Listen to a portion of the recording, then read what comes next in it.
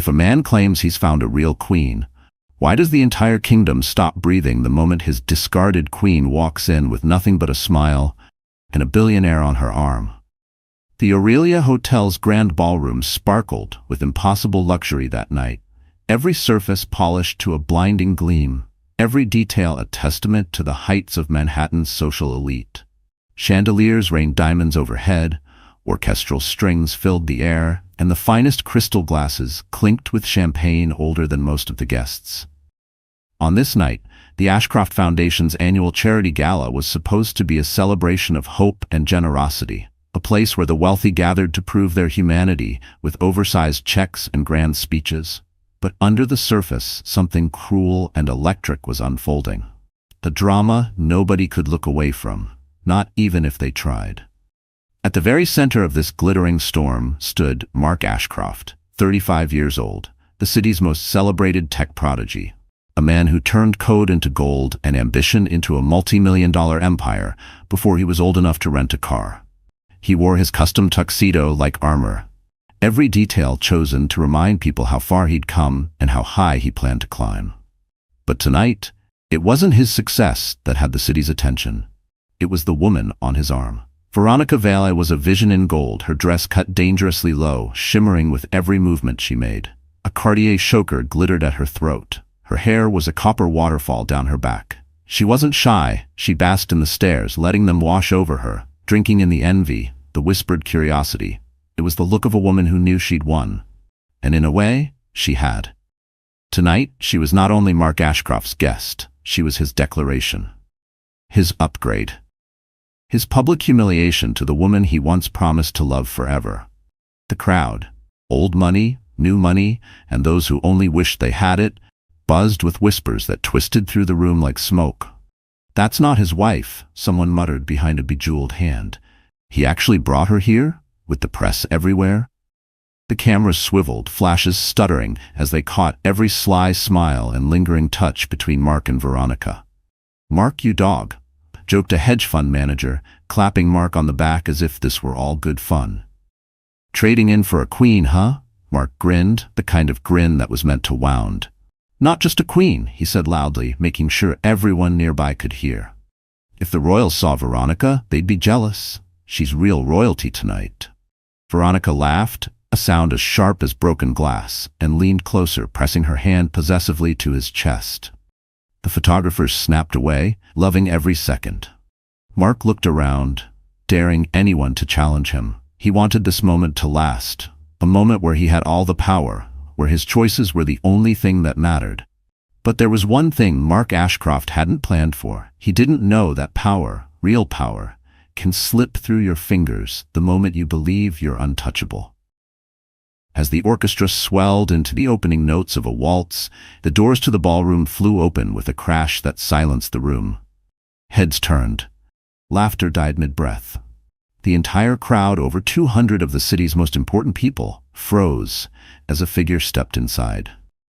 It was Elise Ashcroft. She stood framed by the light from the hallway, her presence at once familiar and shocking. For months, rumors had swirled about her disappearance from public life. Some said she was hiding, broken by the betrayal. Others whispered darker stories, that she was unwell or had been bought off to keep quiet. But the woman who walked into that ballroom was neither defeated nor lost. She was magnificent. Elise was 6 months pregnant, her form radiant in a deep blue velvet gown that accentuated her curves and her strength. Her hair was swept up, her makeup flawless, but it was her expression that made people gasp. There was no trace of the heartbreak the tabloids loved to speculate about. Instead, her chin was lifted, her eyes bright with something close to defiance, and her lips in a secretive, confident smile. But Elise wasn't alone. On her arm, as if from a dream or a page from the society columns, was Lucien Westcott, the city's most mysterious billionaire. Known for his reclusive genius, Lucien was rarely seen in public, his every appearance a headline. Tonight, he was there for one reason: Elise. He stood beside her with a quiet, protective strength, his hand resting lightly but possessively on her lower back, as if daring anyone to come near her. The effect was instant and devastating. The room erupted in 1,000 unspoken questions. Was this a power play? Was it love? Was Elise now under the protection of the one man even Mark Ashcroft wouldn't dare cross? Mark's face went gray, his mouth opening and closing without sound. Veronica stiffened, her grip on Mark's arm faltering as she watched her carefully crafted fantasy crack in real time. Then came the moment that would be replayed across social media, news broadcasts, and whispered about in beauty salons for years. Elise smiled. It was not the smile of a woman defeated. It was the billionaire's smile. A smile of hidden cards, of unstoppable strength, of someone who knew she held all the power now. "Good evening, everyone," Elise said, her voice steady, clear, and impossibly calm. "I hope I'm not too late." Mark couldn't move. He couldn't even breathe. Elise's entrance had shifted the balance of the room, the narrative of the night, the story of their lives. She wasn't the abandoned, humiliated wife anymore. She was the storm. And as the orchestra faltered, as cameras snapped, as the city held its collective breath, one thing became clear to every person in that room. The real queen had just arrived, and she was about to rewrite every rule. Who is Elise Ashcroft? On the surface, society thinks they know. To the tabloids, she was just another socialite swept up in a whirlwind romance, plucked from obscurity by Mark Ashcroft's ambition and charm. They called her the wife, the pretty face, the accessory. A role to be played at galas, red carpets, and charity auctions, always in the background, always smiling politely. Even now, as she stood in the center of the ballroom with every spotlight burning through her, whispers tried to reduce her to that same simple outline. But Elise Ashcroft was never simple, and never just a background character in someone else's story. In truth, the woman the city believed they knew was just one layer. The real Elise was forged through pain, sharpened by loss, and now, finally, awakened by betrayal. Before she ever became Mrs. Ashcroft, Elise Linton was a girl from nowhere, a little town in Indiana no one could find on a map. Her mother was a nurse, her father worked the assembly line at a dying car plant. Money was tight, but their tiny house was always filled with warmth, laughter, and lessons in resilience. When her dad lost his job during the recession, her mother worked double shifts to keep the lights on, sometimes coming home with hands so raw she couldn't hold a spoon. Elise learned early that life was not fair and nothing was ever truly secure. But she also learned the value of hard work and the quiet strength of keeping promises, no matter the cost. Elise was the kind of kid who studied under a flickering porch light, borrowing library books by the armful, determined to claw her way toward a future where she could give back what her family had sacrificed. She graduated top of her class, earning a full ride to Columbia University. That was her ticket out. A golden key to a life she thought only existed on television screens. New York City was a shock. Its speed, its noise, its ruthless hierarchy. For a long time, Elise felt invisible. She worked 2 jobs, shared a roach-infested studio with another scholarship kid, and ate cheap ramen so she could send money home. While her classmates partied, she hustled, interning at nonprofits, tutoring high schoolers, showing up at every networking event with her only nice dress pressed and spotless. It was at a charity fundraiser, one she had organized herself, that she first met Mark Ashcroft. He was magnetic, smart, driven, with a cocky grin and a vision that felt contagious. Elise fell for him fast, and for a while he fell for her too.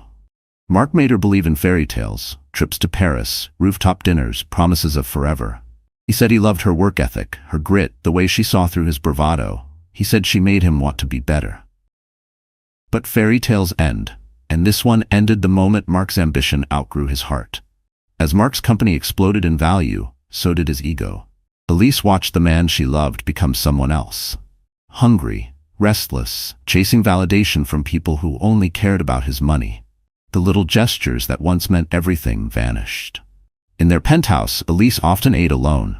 Nights out turned to board meetings, love notes turned to cold one-word texts. She tried to fight for their marriage, going to therapy, planning trips, holding on to the hope that the old Mark would return. But it wasn't until she found out she was pregnant that everything changed. At first, she thought it might save them.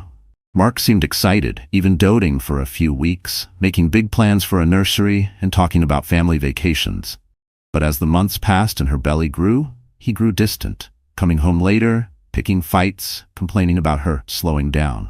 The final blow came not with words, but with silence. Elise started to see the texts from unknown numbers, the late-night calls he'd answer in the other room. She saw his eyes glaze over when she spoke, his phone clutched like a lifeline. Then, one rainy afternoon, she saw a photo on social media.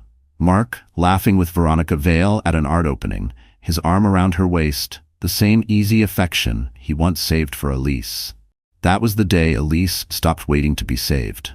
She moved out of their bedroom. She stopped fighting for his attention. Instead, she began fighting for herself and for the life growing inside her. It wasn't easy. The headlines hurt. Friends she thought she could count on disappeared, worried their own places at the Ashcroft table might be threatened. Elise's parents wanted her to come home, but she refused. She was done running. She would finish this story on her own terms. What nobody knew, what Mark never bothered to ask, was that Elise was more than his wife. While Mark chased headlines, Elise had quietly built her own legacy. The nonprofit she started in college had grown into a national network for at-risk youth, supported by several anonymous donors. She'd used her skills to invest in startups that gave back, and she held seats on 3 different philanthropic boards. She didn't need Mark's money or his name. What she needed was her dignity, and to protect her child from the toxicity that nearly destroyed her. That's why, tonight, she came back. Not to win Mark or to outshine Veronica, but to reclaim her narrative. To show her child, someday, that their mother stood tall in the face of betrayal and never bowed to cruelty. Standing in the ballroom center, the world watching, Elise let her past fuel her courage. She wasn't here as the wife. She was here as herself. Elise Linton Ashcroft. Daughter, advocate, survivor. The real royalty was never about the crown, or the dress, or the man at your side. It was about knowing your worth, even when others tried to erase it. The Aurelia Hotel's ballroom wasn't just a party venue. It was a living monument to the egos and ambitions of New York's wealthiest. Tonight, its gilded walls held more than charity. Within them, fortunes were flaunted, secrets traded, and reputations quietly made or ruined. The annual Ashcroft Foundation Gala was less about philanthropy than it was about power. Who held it, who wanted it, and who could lose it all with a single misstep. The ceiling soared high overhead, draped in golden velvet and studded with crystal chandeliers that cast fractal rainbows over the sea of designer gowns and perfectly tailored tuxedos. Waiters, trained to be invisible, glided between marble-topped cocktail tables, balancing trays of caviar blinis and glasses of Dom Perignon. String quartets played modern pop songs disguised as classical, music to fill silence, but never drown out the deals and gossip that truly fueled the night. Everywhere Elise looked, she saw stories. There was the real estate mogul, dancing with the senator's wife, 2 families whose fortunes were locked in a silent, ruthless battle over riverfront land. In another corner, 3 rival CEOs gathered, their smiles too sharp, their laughs forced, every word a veiled threat. The city's wealthiest heiress, barely 22, swirled by in a couture gown, her arm candy twice her age, his own eyes darting over the crowd in search of richer prey. No one here was innocent. Every compliment was an audition. Every smile was a negotiation. Even the so-called charity part of the evening, the speeches, the oversized donation checks, was just window dressing, a way for the powerful to congratulate themselves and sharpen their claws for next year's battle. Only a handful of people truly cared about the causes. And Elise had learned the hard way that caring too much made you a target. But as she walked deeper into the ballroom, flanked by Lucian Westcott, she realized something had changed. It wasn't just that her ex-husband was parading his mistress for the world to see. It was the hunger in the air, the way the entire room leaned in, sensing the possibility of a scandal greater than any business deal. There was blood in the water, and these sharks could smell it. At the bar, a junior partner at Mark's company whispered to a tech blogger, "You know she used to be nobody, right? All that charity work, just for show." The blogger made a note, eyes glittering with the thrill of a potential headline. At the next table, a fashion influencer posted a photo of Elise, adding a catty caption, "When your ex shows up with real money and you're left holding your pride." None of them knew the truth. Not yet. Mark watched all of it, sweat beading at his brow despite the cold air conditioning. For years, he'd owned this room. His jokes were repeated the next day in boardrooms, His opinions echoed on cable news. Now, though, the spotlight wasn't his to command. The presence of Lucien Westcott changed everything. Rumor had it Luce's personal fortune dwarfed even Mark's. And unlike Mark, Lucien never needed to prove himself. He didn't chase headlines, he wrote the checks that controlled them. Elise could feel the pressure of 200 pairs of eyes as she and Lucien made their way toward the center of the ballroom. People parted before them, some with genuine respect, others with calculation, wondering what this alliance meant.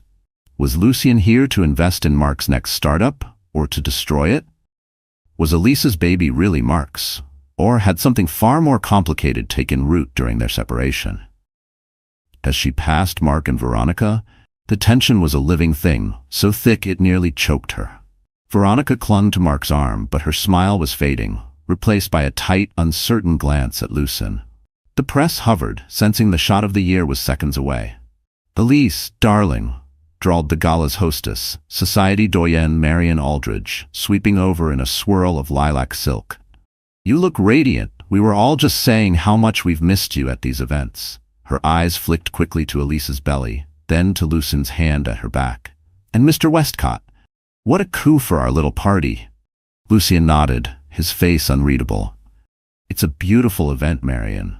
Elise insisted I see it for myself. Well, we're lucky to have her, aren't we?" Marian's voice was just a bit too loud for the benefit of the crowd. "Some people," her gaze darted to Mark and Veronica, "forget that grace under pressure is the mark of true royalty." Mark's jaw twitched. Veronica looked away. As Marian moved on, Lucien leaned in, voice just for Elise. "You're doing well. They're more afraid of you than you know." Elise swallowed, her pulse racing. "I don't want them to be afraid. I just want them to see me." Lucien smiled softly. "They will." Across the room, Mark gripped his glass so hard his knuckles turned white. This wasn't how tonight was supposed to go. Veronica tried to comfort him, but he barely noticed. The plan was simple: show off his new life, show the world he had moved on to something younger, but flashier, more royal. But now everyone was staring at Elise, and no one was looking at him.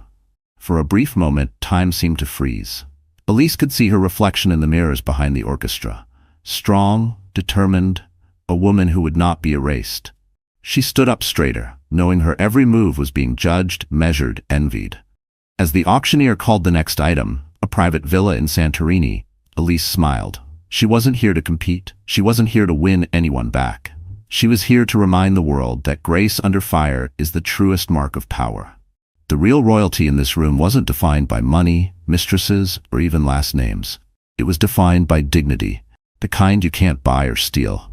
And as the bidding soared and the whispers grew louder, everyone began to realize this gala would be remembered, but not for the reasons Mark had hoped. Tonight, the world was watching.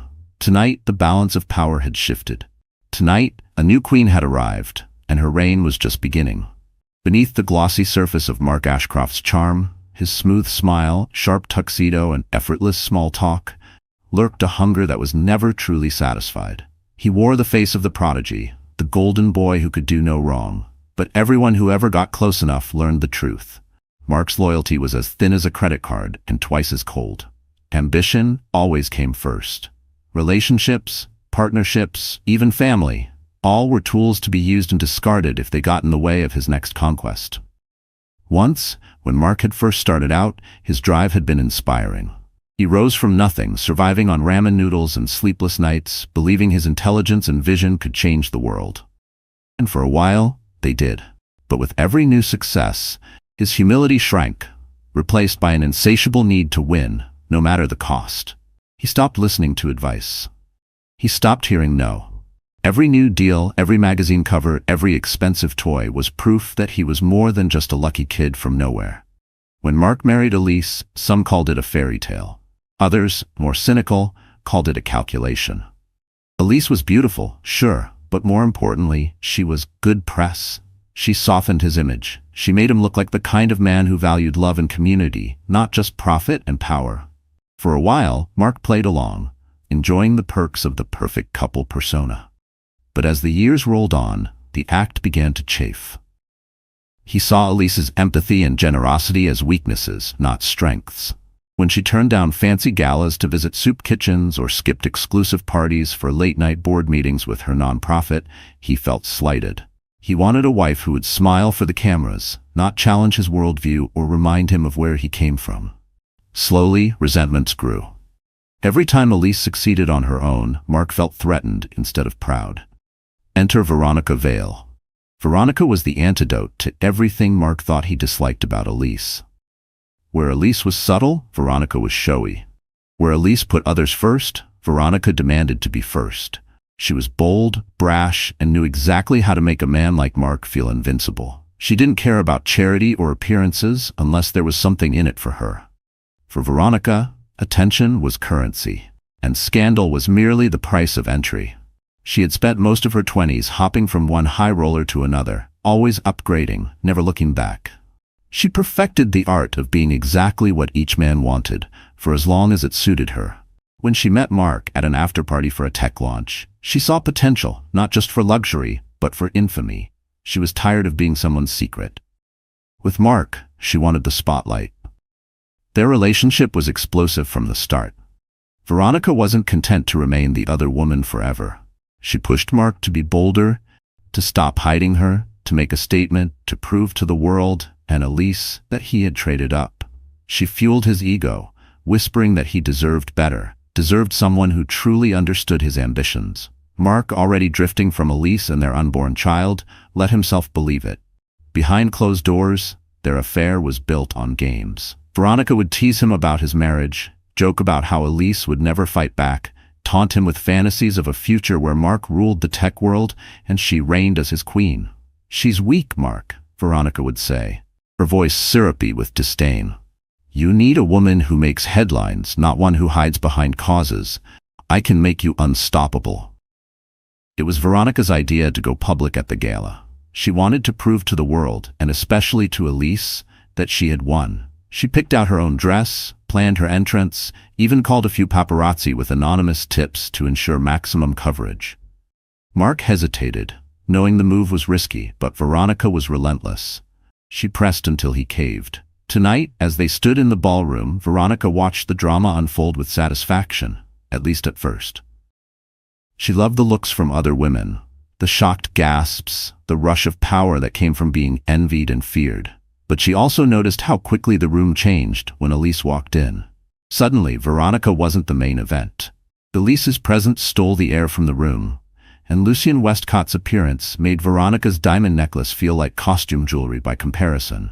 Mark, for his part, was spiraling. He tried to recover, cracking jokes and making small talk, but everyone could see he was rattled. He blamed Elise for ruining his moment, never once considering his own choices had led him here. He turned on Veronica, snapping at her for little things, a misplaced drink, a smudged lipstick. His frustration growing as the night spun out of his control. Veronica, never one to accept being overshadowed, tried to claw her way back to the center. She whispered cruel remarks about Elise to anyone who would listen, implying that Elise had only landed Lucien as a rebound, that the pregnancy was a trap, that Elise was nothing without Mark's name. The more threatened she felt, the nastier her comments became. But for all their scheming, both Mark and Veronica were now trapped by their own arrogance. They believed public humiliation would destroy Elise. Instead, they found themselves exposed, petty, desperate, and shockingly outmatched. The real tragedy for Mark was that he couldn't see his own downfall coming. He'd spent years comparing women as if they were prizes to be won, never realizing the real prize was the one he let slip away. Veronica's ruthlessness, once intoxicating, now felt like a cage. As Elise moved through the crowd, poised and unbothered, Mark and Veronica watched helplessly, their carefully built facade cracking with every step she took. The power in the room had shifted, and for the first time, Mark realized what true royalty looked like. And it was nothing like Veronica Vale. Tonight, everyone would see the truth. The villains had written their own undoing. The world was watching, and this time, nobody would look away.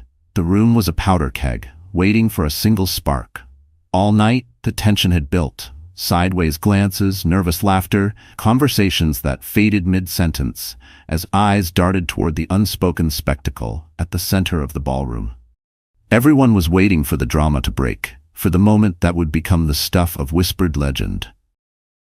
That moment arrived during the night's most public ritual, the presentation of the Humanitarian Visionary Award. Mark Ashcroft's foundation sponsored the honor every year, always making sure his name was front and center. It was his favorite way to play the hero in front of cameras, to remind everyone he was the architect of his own empire, and to display the perfect family image. Only this year, the perfect family was missing. Mark's wife wasn't by his side. The mistress was. When the MC called Mark's name, applause rippled across the hall. Mark grinned, shoulders squared, pulling Veronica tighter to him as he strode to the stage. Elise watched from across the room, feeling each step like a bruise. She remembered standing next to Mark on that stage last year, so proud, so sure they were building something real. Now the memory felt like a lie. At the podium, Mark began his speech, voice slick with false humility. "Thank you, everyone. This night is about giving back, about the power of love and support." He looked pointedly at Veronica, who flashed a victorious smile for the cameras. The crowd shifted, some clapping, some cringing. Mark didn't notice. He was too busy basking in his own spotlight. Then it happened. From the edge of the crowd, Marian Aldridge, the event hostess, called, "We'd love to have the Ashcroft family join us on stage." Her words, innocent on the surface, carried a razor's edge. For a moment Mark froze. He glanced at Veronica, then at the crowd, then, unthinkably, at Elise. Time stretched. The room fell silent, except for the clicking of cameras. Elise's heart thudded so loud she was sure the whole world could hear it. The moment was excruciating, an invitation laced with humiliation. Elise wasn't Mark's family anymore, not in the way the city expected, and Veronica knew it. Veronica seized her chance. She strutted up the steps beside Mark, looping her arm through his. The photographers surged, flashes exploding as if on cue. Mark, caught off guard, let her, and together they stood beneath the glittering lights, him, grinning tightly, her, beaming with the confidence of someone who believed they'd won. Then from behind, Marian beckoned again. "Elise, dear, please join us. You'll always be family to the foundation." Elise hesitated. Every eye in the room was on her. She could have melted away, disappeared into the crowd, but she didn't. Instead, she lifted her chin and walked forward, Lucien by her side, her posture unbreakable. Her steps were measured, elegant, each one a refusal to let shame define her. As Elise reached the edge of the stage, Mark's discomfort was palpable. He tried to mask it with a laugh, but his voice cracked. "Ladies and gentlemen, I'm sure you all know my..." He stumbled, not sure what to call Elise now that the world knew too much. "My former wife, Elise." The word former hung in the air, a cruel dagger.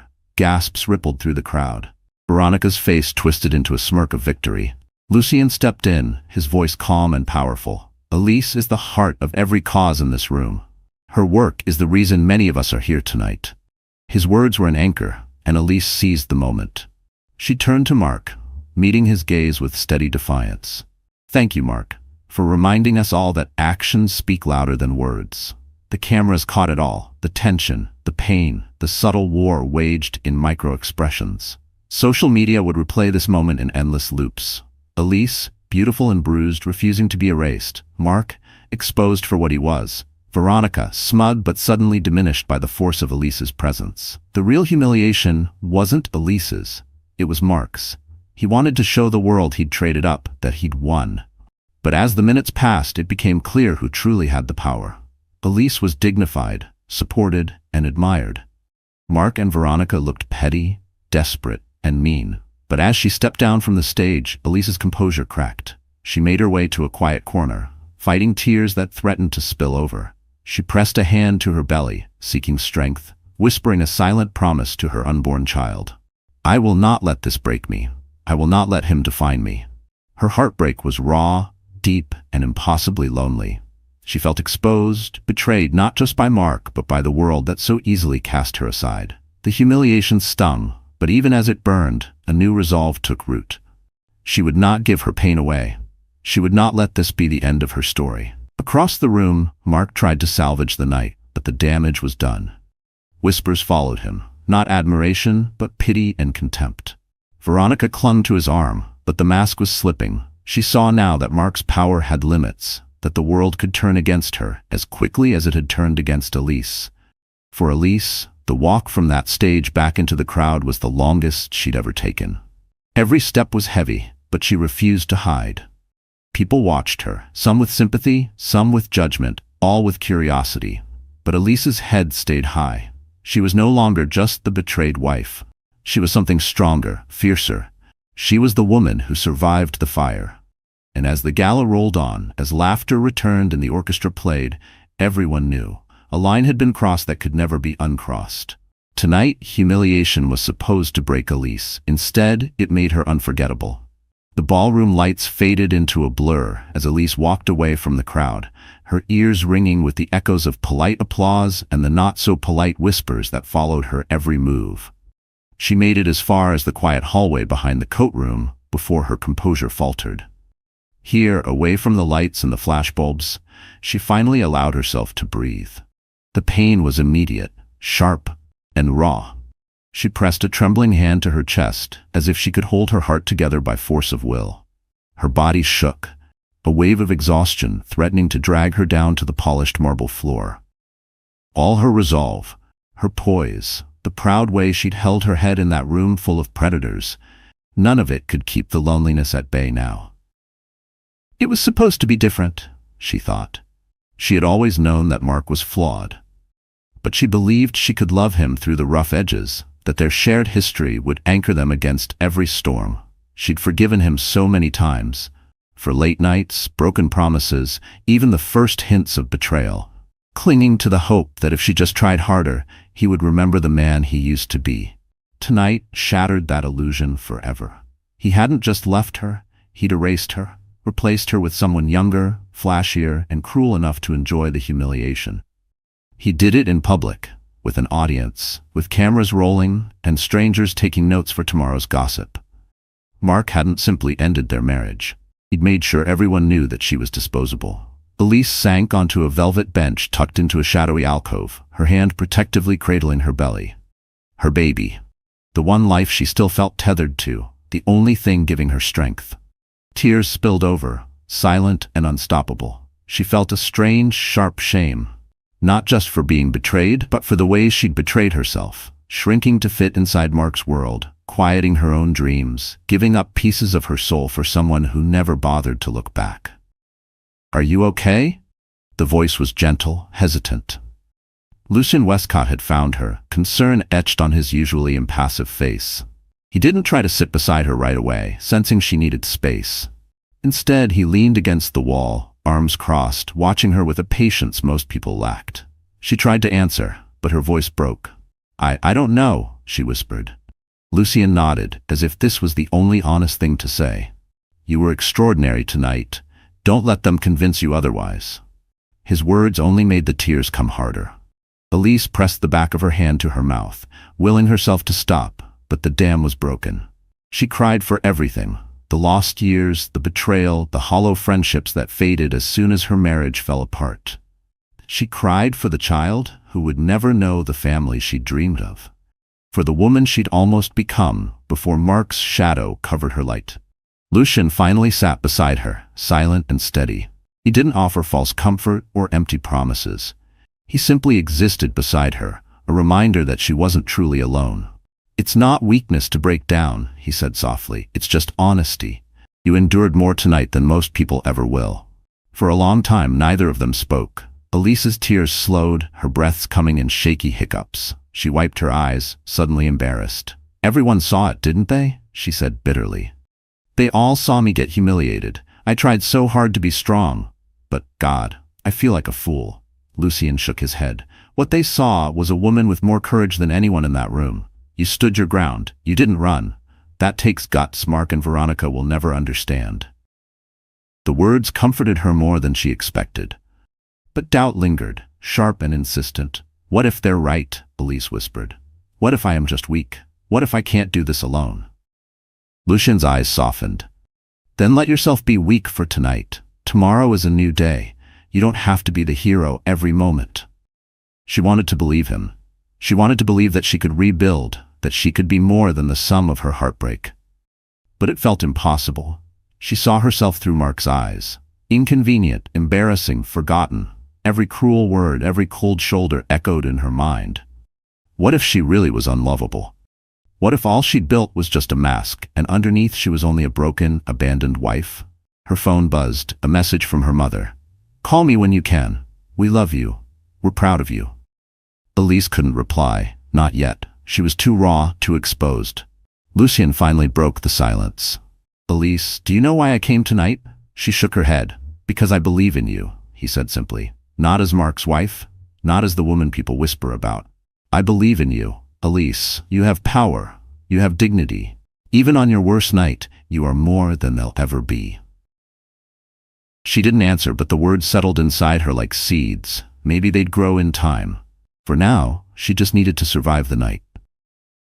When Lucien left her to collect herself, Elise sat alone for a while longer. She looked down at her belly, tears drying on her cheeks. She whispered a promise to her baby. "We'll get through this. I'll protect you. I'll find my strength again, even if I have to build it from scratch." The pain was real. The heartbreak was brutal. But beneath it all, something stubborn and bright refused to die. For the first time, she realized she wasn't just surviving Mark's betrayal. She was surviving her own self-doubt. And as the night crept toward dawn, Elise wiped her tears, stood up, and began to imagine what rising from the ashes might look like. The night after the gala stretched on in a haze of exhaustion, but something inside Elise had changed. She lay awake, replaying every humiliation, every cruel smile, every look of pity. But for the first time in months, anger and determination overpowered her heartbreak. She was done letting Mark, Veronica, or anyone else define her story. She was done hiding who she really was. Most of the world saw Elise as the good wife, polite, nurturing, background material. Even her closest friends only knew part of the truth. She'd kept her greatest secret hidden for years, out of loyalty, out of fear, and sometimes out of a quiet pride. Mark never cared enough to ask about her work, her investments, or her network. To him, Elise's value ended with her last name and her ability to smile for the cameras. He'd never wondered how she funded her nonprofit's explosive growth, or why invitations to major tech conferences kept appearing in her mailbox long after she stopped being Mrs. Ashcroft, in any meaningful sense. But the truth was, Elise had built her own empire, quietly, meticulously, in the shadow of Mark's bluster. What started as a way to keep her mind occupied during his late nights grew into something extraordinary. She took online business courses, taught herself about venture capital, and poured her inheritance, left by her grandmother, a quietly legendary investor, into a portfolio of startups and social enterprises. She backed female founders, tech innovators, and organizations that focused on real change, not just profit. Her holdings were vast, diversified, and, thanks to her determination, nearly invisible. She never needed Mark's money, never relied on his name. She had quietly become one of the most influential angel investors in New York without a single headline to her own name. Elise's power was subtle but unshakable, and tonight she was ready to step into it fully. The morning after the gala, Lucien Westcott sent a single, discreet text, "Ready when you are." The message was simple, but it meant everything. Lucien knew the full truth. In fact, he'd been one of Elise's first business mentors. He'd admired her keen eye for talent and her refusal to settle for anything less than genuine impact. Unlike Mark, Lucien respected power when it was earned, not when it was paraded. Their partnership was more than friendship. It was a bond forged in mutual respect and strategy. Elise texted back, "Let's do this." She spent the next hours in quiet preparation. She contacted her attorney and gave him instructions to initiate a series of financial moves that would shift the balance of power in ways Mark would never see coming. She called a meeting of her foundation's board, no longer as Mark's ex but as Elise Linton, founder and chair. She reconnected with journalists she trusted, agreeing to interviews under her own name on her own terms for the first time. The next day, Mark woke up to a storm of emails, news alerts, and frantic calls from his PR team. Social media was ablaze, but this time it wasn't about his flashy new relationship. It was about a mysterious new investor group backing a slate of social tech startups, projects that directly threatened several of Mark's biggest ventures. At first, Mark thought it was coincidence. Then, as he scrolled through the press releases, he saw her name, Elise Linton. He stared, disbelief turning to rage. He called her, furious, demanding an explanation. Elise answered, her voice calm and clear. I told you, Mark, actions speak louder than words. I'm not here to ruin you. I'm here to build something better. You can't do this, he shouted. You're nothing without my name. You're just... I was never just your wife, Elise said, her tone icy. I have resources, I have allies, and I have nothing left to lose. Mark sputtered, his confidence crumbling. For the first time, he realized Elise wasn't powerless. She was dangerous, in the best possible way. His greatest fear wasn't just losing her, but realizing she never needed him at all. Meanwhile, the city buzzed with the news. Lucian's support only heightened Elise's profile, and within days she was fielding offers from major investors, CEOs, and politicians eager to align with her vision. The press reframed her narrative from jilted wife to mysterious mogul, a woman who turned pain into power, humiliation into strategy. Even Veronica, once smug and triumphant, felt the ground shift beneath her feet. The city's elite whispered that she was just a pretty distraction, while Elise was the real force. She saw invitations dry up, endorsements drop, and her social media following dwindle. Mark grew distant, blaming her for his losses. The relationship that began with a public spectacle ended in private bitterness. For Elise, however, this was only the beginning. She stood at the top of her own world now, no longer hiding her strength, no longer apologizing for her ambition. She realized that her vulnerability was not weakness, it was the root of her courage. The scars from betrayal became the foundation of her rebirth. Late that night, Elise stood at the window of her new office, city lights glittering below. Lucian joined her, handing her a glass of sparkling water. You did it, he said, pride warming his normally reserved expression. We did it, Elise corrected softly, but there's still so much to do. Are you ready for what comes next? Lucian asked. Elise smiled, her reflection shining with the confidence of someone who had survived the fire. For the first time in a long time, I am. And in that moment, Elise felt it, hope, fierce and unbreakable. The future was hers to write, and she was ready to write it in bold, unignorable ink. Elise had always believed real change began inside, not out. But as the news cycle shifted, as her story made headlines and her phone buzzed with opportunities, she realized it was time for the world to see her transformation with their own eyes. Not just through press releases or whispered rumors, but in person. If she was going to reclaim her place, she'd do it with the kind of confidence that couldn't be ignored, doubted, or pitied. So, she called Mia, her oldest friend from college, now a rising stylist in Manhattan. Mia had watched Elise survive the darkness, offering steady support during every heartbreak. She knew, more than anyone, that tonight's transformation wasn't about vanity. It was about power, about finally wearing on the outside what Elise had discovered on the inside: courage, dignity, and purpose. The process began quietly in Elise's penthouse. Mia arrived with racks of clothing, boxes of shoes, and a glint in her eye that meant she'd planned for this day all along. Together, they sifted through outfits, searching for the perfect look, one that would silence any lingering doubts about Elise's future. No more safe choices, Mia declared, holding up a tailored, sapphire blue pantsuit with sharp shoulders and a dramatic silk blouse. You're not just coming back. You're rewriting the rules. Elise smiled, slipping into the suit, feeling its weight settle over her like new armor.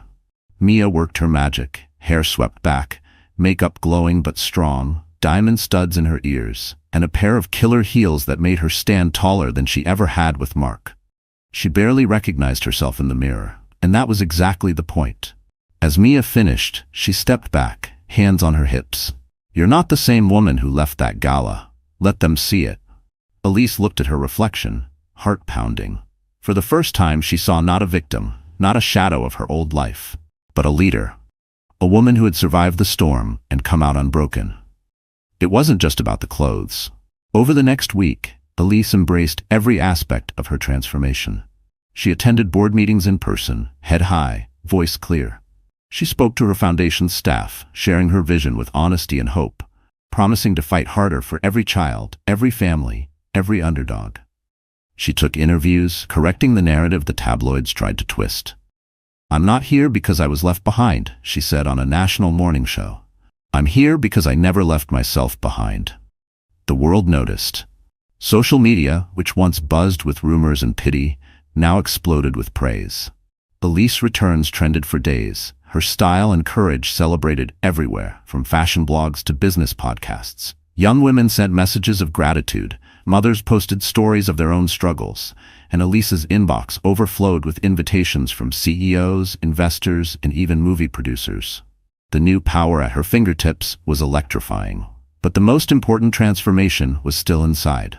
Elise stopped apologizing for her ambition. She started asking for what she wanted, and more importantly, she started expecting respect, not permission. At the next major networking event, she walked in alone, her head high, her presence impossible to ignore. It didn't take long for the room to take notice. Conversations hushed as she entered, her name whispered in tones of awe, admiration, and even a little fear. She greeted allies and former enemies alike, shaking hands, exchanging cards, offering advice. When Mark and Veronica arrived, late, flustered, and unsure, they found themselves pushed to the sidelines. This was Elise's night, and everyone knew it. As the evening progressed, Lucian Westcott found her by the terrace. "You look powerful," he said simply. Elise grinned, not coy or shy, but bold. "That's because I am." They toasted to new beginnings, and Elise felt something shift. No longer haunted by old betrayals or insecurities, she was surrounded by people who believed in her vision, and more importantly, she believed in herself. Later, after the event, Mia joined her at a quiet cafe. "You know they're terrified of you now, right?" Mia teased, squeezing Elise's hand. "They should be," Elise replied with a mischievous smile. "I'm not here to play small." The two friends laughed, the sound genuine and free. For Elise, this was more than just a makeover.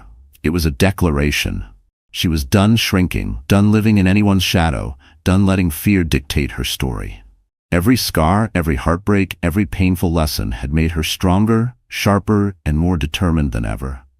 She realized then that true transformation wasn't about erasing the past. It was about owning it, learning from it, and building something better. She would always carry the pain of Mark's betrayal, but she no longer let it define her. Instead, she used it. Fuel for the empire she was building, inspiration for the young women watching her, and a reminder that survival could be beautiful. As she walked home that night beneath the city's lights, Elise felt unstoppable. She was a mother, a leader, and a force the world would never underestimate again. Her story wasn't just about surviving, it was about rising. And for the first time in her life, Elise truly believed the best was yet to come. The night of the Bright Futures Awards Gala arrived with more buzz and anticipation than any event of the season. The venue was bigger than before, an iconic glass-roofed pavilion sparkling with city lights.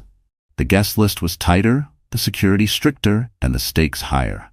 It wasn't just a party, it was the showdown the city had been whispering about for weeks. Reporters lined the entrance, eager for a story. Mark, dressed in a new custom tuxedo, led Veronica through the flashbulbs, playing the power couple for the cameras. But beneath his bravado was a gnawing anxiety. For all his boasting, Mark knew tonight was different. His phone buzzed with warnings. Elise was coming, and she wouldn't be alone. Sponsors, investors, and even old friends were openly curious.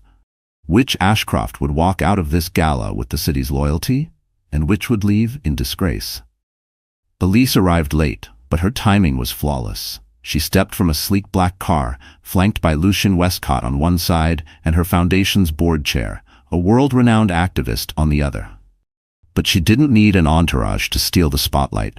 Her sapphire suit, striking makeup, and fearless smile made every head turn. And as she entered the pavilion, even the most jaded socialites could feel the air shift. Inside, the tension was electric. Mark tried to ignore the glances, but Veronica's nervousness was impossible to hide. Whispers swept the room as Elise made her way through the crowd. People who once dismissed her now rushed to shake her hand or snag a selfie. The old order was crumbling, and everyone could sense it. The evening's main event was a live charity auction, a signature of the Bright Futures Gala, always hosted by Mark. This year, however, the committee had insisted on a co-host. As the lights dimmed, Mark stepped onto the stage, forcing a smile. "Ladies and gentlemen, thank you for being here tonight," he began. "It's my honor to introduce my co-host and the visionary behind the Future Leaders Initiative, Elise Linton." A burst of applause greeted Elise as she joined him under the spotlights. Mark offered a handshake. Elise met it with steady composure, her eyes never leaving his. The symbolism wasn't lost on the crowd. Cameras flashed, journalists scribbled furiously, and even Lucien, watching from the VIP section, nodded in silent approval. "Thank you, Mark," Elise said, voice strong and clear. "Tonight isn't just about raising money. It's about owning our future, together. Let's remember, true leadership isn't about ego or legacy. It's about lifting others, especially when it's hardest to do." The audience erupted. The contrast between Mark's empty platitudes and Elise's authentic conviction was obvious to everyone. The auction began, but the real drama was yet to come. As Mark struggled to keep the audience engaged, Elise excelled, joking with donors, explaining the real-world impact of each bid, even coaxing a record donation from a famously stingy tech billionaire. Every interaction showed Elise's confidence and intelligence. The crowd adored her. Then, as the last item was bid on, a mentorship lunch with the Future Leaders Initiative's founder, Elise made her move. She took the mic, scanning the crowd until her gaze landed on Mark and Veronica. "I'd like to invite someone up here who believes in second chances," Elise announced. Her voice was even, but the edge was unmistakable. "Someone who taught me that sometimes, in losing what you thought you wanted most, you discover what you really needed all along." For a moment, Mark's face went white. Veronica squeezed his arm, hissing, "Don't you dare go up there." But the crowd, hungry for a scene, began to chant Mark's name. Backed into a corner, he stumbled onto the stage. Elise met him center stage. The cameras zoomed in tight. "Mark, you and I have shared a history," she began, her words clear and direct. "We've both made mistakes. I know I have. But tonight, I want to thank you." Mark blinked, unsure whether this was some trap or public absolution. "Thank me?" he stammered. "Yes," Elise said, "because you taught me that real power doesn't come from controlling a narrative or another person. It comes from believing in yourself, even when the world doubts you." She turned to the audience, her voice gaining force. "We all face betrayal, humiliation, and loss at some point. But it's what we do after, how we rise, how we rebuild, that truly defines us. No one gets to write your story but you." The crowd exploded in applause. Mark stood frozen, unable to reply, while Veronica slipped quietly away, face burning red. Elise held her ground a moment longer, letting the applause wash over her. She glanced at Mark one final time, not with bitterness, but with clarity. "You compared me to royalty," she said quietly, only for him. "But you never saw the crown I was already wearing." With that, she stepped forward, taking her place beside Lucien and her board chair. The press clamored for interviews. Sponsors pledged support. The tide had turned for good. Mark watched from the shadows as Elise was swarmed by admirers and reporters. For the first time he understood. He hadn't lost Elise to Lucien, or to circumstance. He'd lost her to her own growth. The empire he built on arrogance and secrets was crumbling, while the woman he'd discarded now stood as a beacon for others. The reckoning was public and final. No amount of money, PR spin, or new romance could undo what the world had seen. Mark and Veronica exposed, Elise triumphant. The city would remember this night as the one where real power changed hands, and a queen reclaimed her throne. As the last echoes of applause faded, Elise found herself standing at the center of a world she had reshaped. The Bright Futures Gala had ended, but its impact was just beginning to ripple outward. The press clamor softened into respectful silence as Elise stepped back to the podium one final time. Every eye on her, not as a victim or a wife, but as a leader who had taken her pain and turned it into purpose. She paused, scanning the room, seeing not just powerful men and socialites, but also the young interns at the edge of the crowd, the women who'd come alone, the staff who watched with quiet pride. Elise saw herself in all of them, a little uncertain, a little hopeful, searching for a place to belong. Tonight, she belonged everywhere. "I know this night will be remembered for the spectacle," she began, her voice steady and warm. "Maybe some of you came here hoping for drama, or a scandal, or a headline that would last a week." A soft, knowing laugh rippled through the crowd. "But I hope you remember something else." She took a breath, glancing down at her rounded belly, her child's future echoing in her heart. "For years, I let other people decide my worth. I let their opinions, their judgments, even their betrayals, shape how I saw myself. I thought I had to be perfect, to never fail, to never make noise. When my marriage ended, when my heart broke in front of all of you, I thought it was the end of my story." She let the words settle. The silence was attentive, not empty. "But I learned something," Elise continued.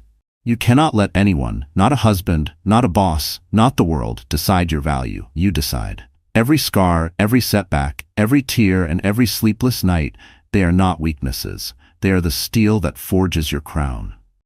Her eyes found the women in the audience, the servers, the assistants, the overlooked daughters of powerful men. Some of you are fighting battles nobody sees. Maybe you've been underestimated, betrayed, pushed aside, or told you weren't enough. Maybe you've been made to feel small so someone else could feel big. I want you to know none of that defines you. Only you do. She glanced at Lucian, at Mia, at the board members and old friends who now stood with her, stronger than ever. Tonight is not about revenge. It's not about proving anyone wrong. It's about choosing yourself. Every single day, no matter how hard it gets. You get to rewrite your story as many times as you need to. You get to be the hero, not the sidekick or the footnote. Elise's words reverberated, even to those who'd never known betrayal, but understood the pressure to be perfect, to never show cracks in the armor. We need to stop telling women they are weak for feeling, or for breaking down, or for having moments of doubt. You are not weak. You are human. And being human is the bravest thing you can be. The room filled with a hush that felt sacred. Even Mark and Veronica, now on the fringes, were forced to hear her, not as a target, but as a testament to their own limitations.